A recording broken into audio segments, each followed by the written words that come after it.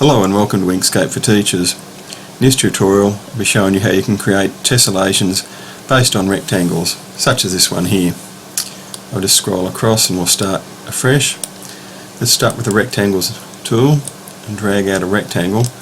But it's convenient after we select the select tool to change the dimensions to something a bit more convenient. Let's say, let's make it 50 by let's say 30, enter, and that can be our unit. Actually, yeah, no, that's alright. As long as you've got easy to remember numbers here is the main thing. Now, if you want to give that a fill, you can, but I'll leave it blank for the moment. And let's say we wanted to add a shape to the end. I'll make an ellipse in this case, and add it, say there. Might want to centre it up, so I'll go to the Align and Distribute menu, and make sure last selected is there, and place them, select them in the middle there. Should have got to select both of them and choose middle. It's okay. Now remember, this rectangle was 50 long and 30 high, so if we Control D to duplicate that, then move it, Control Shift N to bring up the move dialog, and move it 50 to the left, so it's negative 50. Apply that to the left, not vertically, so I'll undo that. Negative 50 there, and apply. Okay, now if we select the two shapes here, the right hand ellipse and the rectangle, Control Shift minus, actually Control Z, I meant to do Control Shift plus, select them both again, Control Shift plus, and this one, and Shift click, Control Shift minus, and we've taken out the bump one end and added the other. If you wanted to add a shape, I'll just use the Bezier pen tool, and let's click,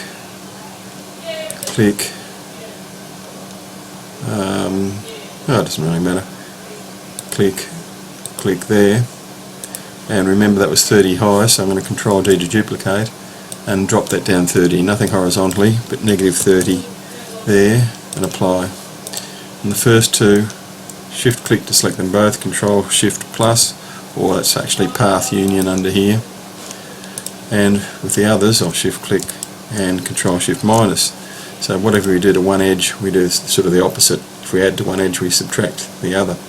And you can keep going. I'll even add a little bump here. Let's say just draw a rectangle tool, and let's I'm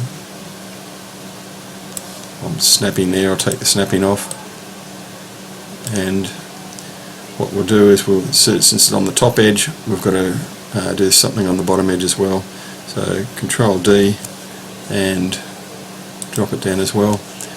Now if I want to take it out of the top edge, select them both, Control Shift minus. If I want to add it to the top edge, select them both, Control Shift plus, and so on. You can keep on going as much as you like. And that's your base unit for the tessellation. Notice if I select that and Control D, I can snap it on there. Actually, turn the snapping on.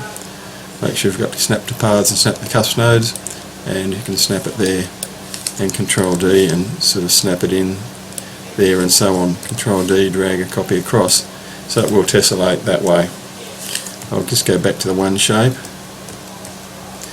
Now if you want to produce a black and white tessellation, what you can do is select the rectangle tool and just drag out over the base rectangle there. I sometimes give it a different colour, Shift red, Shift click red, and then select both shapes and go Object. Actually, before I do this, I'm going to duplicate this because I might need to come back to it. Control D, I'll duplicate a copy. Now back to this, select them both and Object, Clip and Set, and then while that's selected, Alt I turns that into a pattern fill, so that if I select another shape or create another shape, can be a circle, any shape, I'll use a rectangle, and we go to the Fill and Stroke menu under here and click the pattern. There it is. If it's not there, it'll be the last one in this list, so you can select that, and If you want to manipulate that while it's selected, N for the node tool, and see these shapes here, I drag the cross over to here, say, and I can control drag the square to make more of them in the space. I can rotate using the circle, and I can move, as I said, move the position of where they start in the shape using the cross. So that's quite a powerful way of creating a tessellation in an object based on a rectangle. Now you might be saying, okay, what if I want them coloured? Well, you could use the bucket tool, but I don't really like that. It's a bit rough. I'll show you. If I select the bucket tool and click in here, it uses the last colour. I can change the border to nothing by shift clicking the red cross there. But, oops, Control Z, I must have moved that, I think. I'll try again. Not sure what happened there. U for the bucket tool, click in there and select tool. You can see it's Inkscape's misbehaving a little bit. You can see it's overlapping the borders a bit. I've got that pretty good actually, but it's not super neat in there. You can see this area here. Why I lose that when I'm, oh there it is, just slow. It's probably because I'm recording a video, but it can be a little bit rough in there, so I don't like using the bucket tool that much. What you can do, so go back to this version over here, is we create a small tessellation, Control D, and just duplicate and snap into place. Control D, like that. And you probably need, what we need to do is, I'll show you with the red rectangle, we need to select a group of at least 4 of those, like that, but we need to colour in each region. If I colour them in using just basic colour fill, if I select that, let's make it blue, and then this one blue, maybe let's make this one yellow, and this one yellow. If we went to create a pattern fill, we'd have white bits in here, so we need to fill in these little gaps here, and we'll do that with shapes. So just drag this, it's getting a bit crowded in here, drag this down to here and zoom in.